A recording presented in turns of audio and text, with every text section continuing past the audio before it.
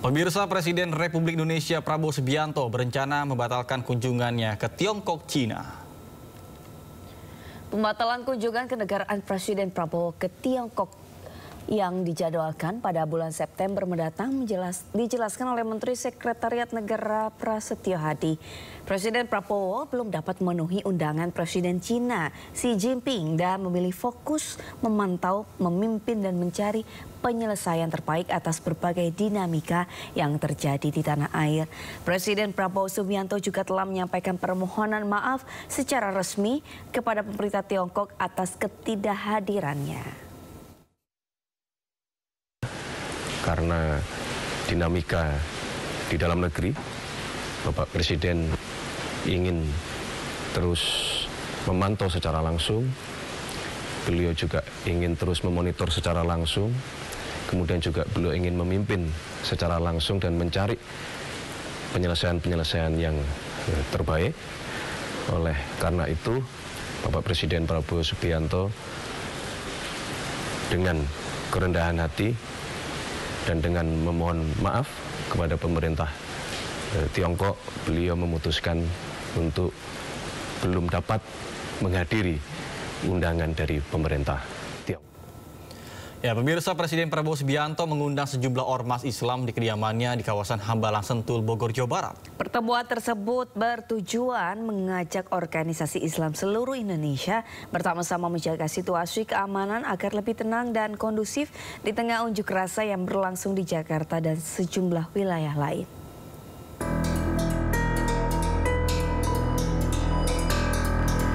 Presiden Republik Indonesia Prabowo Subianto mengundang sejumlah ormas Islam di kediamannya di Hambalang Sentul, Bogor. Sebanyak 16 pimpinan ormas diantaranya Muhammadiyah, NU, MUI, DDII, Hidayatullah, Al-Irsyad, Persis, dan KBPII.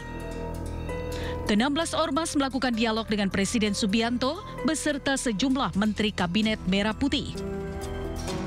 Kami bersepakat untuk bersama-sama bahu-membahu berupaya untuk mengatasi keadaan, untuk mengajak kepada masyarakat supaya lebih tenang, dan insya Allah bersama-sama Presiden Prabowo Subianto di bawah pemerintahan beliau dan juga dengan dukungan dari para pemimpin umat, insya Allah bersama-sama kita bisa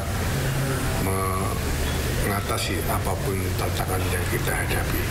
Persatuan, keutuhan, dan masa depan bangsa itu perlu kita jaga bersama. Kami memahami demokrasi dan aspirasi, tetapi hendaknya dan kami yakin seluruh rakyat Indonesia dapat memanfaatkan demokrasi itu dengan penuh pertanggungjawaban, keadaban, dan mewaspadai tidak terkontaminasi oleh hal-hal yang membawa pada kekerasan dan perbuatan-perbuatan yang meruntuhkan keutuhan dan kesatuan bangsa Indonesia.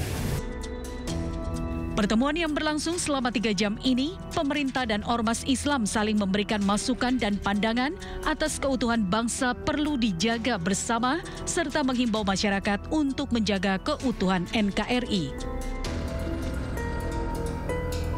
Dari Jakarta, Bagus Prasetya, Dede Rudi, iNews melaporkan.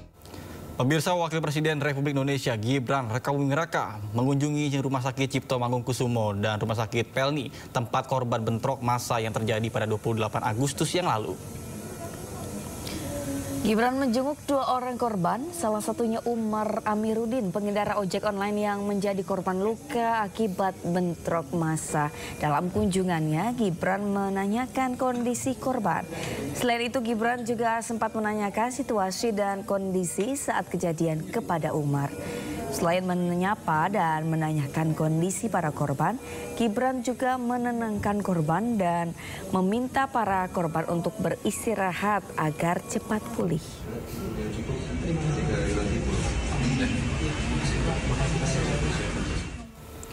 Pemirsa, Ketua DPR RI Puan Maharani didampingi Gubernur Jakarta Pramono Anung menyambangi kediaman keluarga Afan Kurniawan sebagai bentuk bela sungkawa.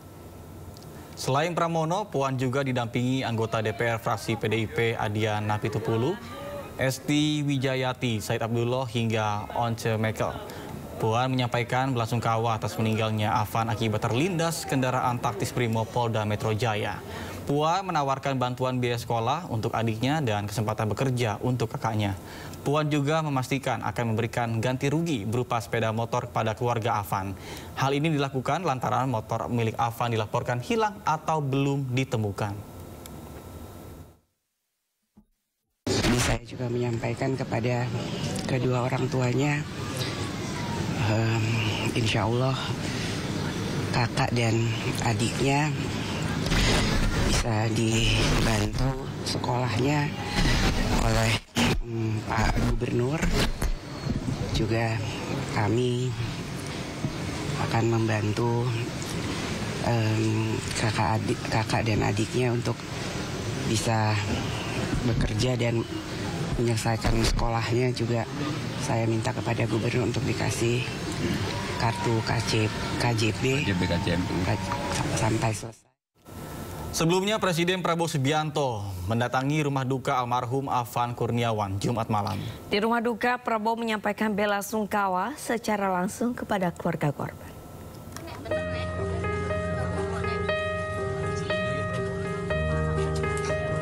Presiden Prabowo Subianto datang bersama rombongan ke rumah duka Afan Kurniawan di kawasan Menteng Pulo, Jakarta pada Jumat malam.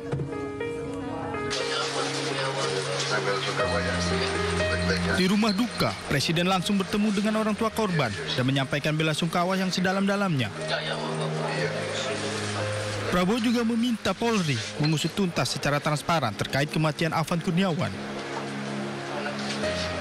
Dalam kesempatan itu, Presiden Prabowo juga memberikan sejumlah bantuan sebagai bentuk keprihatinan atas peristiwa yang menimpa Afan. Hal ini disampaikan oleh Wakil Menteri Desa dan Pembangunan Daerah Tertinggal, Rizal Patria, yang juga turut hadir ke rumah duka bersama rombongan Presiden Prabowo. Alhamdulillah tadi Bapak menyampaikan duka cita yang mendalam dan juga Bapak memberikan bantuan. Dan tentu ini bentuk keprihatinan Bapak sebagai Presiden. Kita bersyukur Bapak datang langsung ke rumah, mengunjungi rumah kediaman daripada almarhum tadi, dan juga alhamdulillah tadi Bapak mendengarkan langsung apa yang menjadi keluhan harapan dari keluarga, dan Bapak memberikan dukungan dan juga bantuannya, termasuk ya pokoknya bantuan semua yang menjadi harapan keinginan keluarga Bapak, termasuk rumah ya. Sebelumnya, 7 anggota Brimob telah dinyatakan terbukti melanggar kode etik kepolisian dan ditahan di penempatan khusus terkait peristiwa kematian Afan Kurniawan. Polri pun berjanji penyelidikan akan dilakukan secara transparan dan objektif. Dari Jakarta, tim liputan iNews melaporkan. Pemirsa, 7 anggota Brimob dinyatakan terbukti melanggar kode etik kepolisian. Mereka ditahan di penempatan khusus.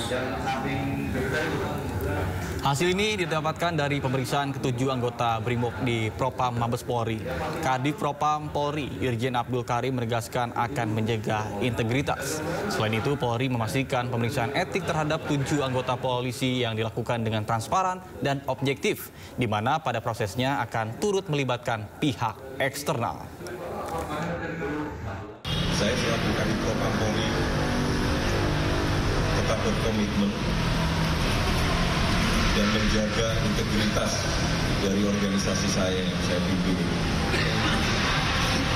Dan saya akan menegakkan hukum seadil-adilnya sesuai dengan aturan dan mekanisme yang berlaku di lingkungan Polri. Sudah jelas perintah Bapak Presiden, sudah jelas perintah Bapak Kapolri yang untuk menuntut, memeriksa dan mengusut tuntas seluruh pihak-pihak yang terkait. Saya selaku di Propam Polri tetap senantiasa bekerja secara transparan dengan melibatkan pihak eksternal, mulai dari tadi malam pendampingan dari Kompolnas sudah kami libatkan sampai dengan hari ini. Jadi 7 orang terduga pelanggar ini terbukti melanggar kode etik profesi kepolisian. Ini masih dalam tahap pemeriksaan dan klarifikasi.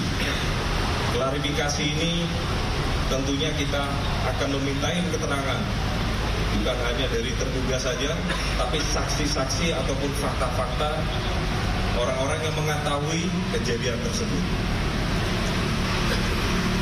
Demikian dari saya, selaku Kadipropam Polri menyampaikan informasi ini, dan kami mohon kepada seluruh masyarakat untuk memberikan kepercayaan kepada kami dalam rangka penegakan kode etik yang berlaku di lingkungan Polri. Bahwasannya Bapak Kapolri telah menyampaikan rasa hormat dan empati kepada masyarakat, terkhususkan pihak keluarga Saudara Afan. Dalam hal ini telah bertemu dengan ayahanda, kemudian juga memberikan komitmen untuk menindaklanjuti peristiwa yang terjadi terhadap Saudara Afan dengan memerintahkan Kadif Propam Polri untuk dilakukan tindakan-tindakan dengan segera dalam rangka memberikan akuntabilitas dan transparansi Polri, berkomitmen memberikan perlindungan terhadap korban dan keluarga korban. Proses ini telah berjalan, termasuk melakukan evaluasi, sehingga ini dapat menjadi pembelajaran khusus bagi Polri sesuai dengan amanat Undang-Undang Nomor 2 Tahun 2002 tentang Polri. Polri selaku institusi pelindung masyarakat dan institusi pemelihara keamanan dan ketertiban masyarakat. Polri akan terbuka dan tentu Polri berduka bersama seluruh masyarakat, maka akan bersikap prosedural dan proporsional dan berkomitmen untuk transparan serta memperbaiki diri sehingga langkah evaluasi serta analisa akan menjadikan Polri